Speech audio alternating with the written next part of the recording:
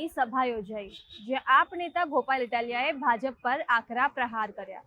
તેમણે કહ્યું કે ભારત વિશ્વગુરુ બને એમાં અમને વાંધો નથી, પણ હાલમાં શિક્ષણ આરોગ્યની જે પરિસ્થિતિ છે તેમાં વિશ્વગુરુ નહીં બની શકે. નમસ્કાર, હું છું નિરાલી મહેરિયા. આવો સાંભળીએ ગોપાલ ઇટાલિયાએ શું કહ્યું. ગુજરાતની હાલત એ છે કે કોઈ ગામમાં દારૂ ન ઘટે, બુટલેગર ન ઘટે, પણ શાળામાં શિક્ષક કાયમ ઘટ્યા કરે. દવાખાનામાં ડોક્ટર ઘટે, ડેપોમાં બસ ઘટે, પણ કોઈ દી દારૂ ઘટ્યો એવું સાંભળ્યું? કે અખિલ ગુજરાત બુટલેગર સમાજ દ્વારા ધરણા કરવામાં આવ્યા કે દારૂ ઘટ્યો છે. કેમ નો ઘટ્યો ભાઈ? દારૂબંધી વાળા ગુજરાતમાં ક્યારેય દારૂ ઘટ્યો હોય અને આંદોલનો થયા હોય એવો એક કિસ્સો નથી બન્યો. કોરોનામાં ઓક્સિજન ઘટતો તો તેદી દારૂ નો ઘટ્યો, ઇન્જેક્શન ઘટતા હતા તેદી દારૂ નો ઘટ્યો. ગમે એવો કપરો કાળ આવે ને તો દારૂડિયા દારૂ પોગાડી દે ટાઈમ ટુ ટાઈમ, પણ શિક્ષણ નહીં પોગે.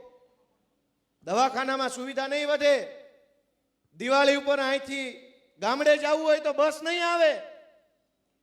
આ પરિસ્થિતિને બદલવા માટે થઈ અને કેટલાક જુવાનિયાઓએ આગેવાની લીધી છે કે અમે આ હાલત ગુજરાતની બદલશું અને બદલીને રહીશું એવો સંકલ્પ કર્યો છે. એ જુવાનિયાઓને તમારા આશીર્વાદ જોઈએ. કોણ છે એ જુવાનિયા? એક ચૈતર વસાવા છે, એણે એવો નિર્ણય કર્યો કે હાલત બદલવીશ. એક અમારો બ્રિજરાજ સોલંકી છે, એણે નિર્ણય કર્યો કે હાલત બદલવીશ મારે. એક અમારો પ્રવીણ રામ યુવાન, એણે નિર્ણય કર્યો કે હાલત મારે બદલવી છે. એક અમારો રાકેશ હિરપરા, એણે નિર્ણય કર્યો કે હાલત બદલવી છે. આ મનોજ સોરઠિયા, એણે નિર્ણય કર્યો કે હાલત બદલવી છે. એક ઈશુદાન ગઢવી, એણે નિર્ણય કર્યો કે હાલત બદલવી છે. અને આ તમારો દીકરો ગોપાલ ઇટાલિયા એમ કહે છે કે હાલત બદલવી છે.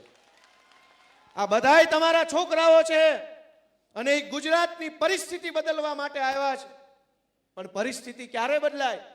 જ્યારે તમારો આશીર્વાદ ભરેલો હાથ અમારા હાવણા ઉપર મુકાશે ને તેથી પરિસ્થિતિ બદલાય. તમે આ વિશે શું વિચારો છો? કમેન્ટ કરીને જણાવજો. અત્યાર માટે બસ આટલું જ. ધન્યવાદ.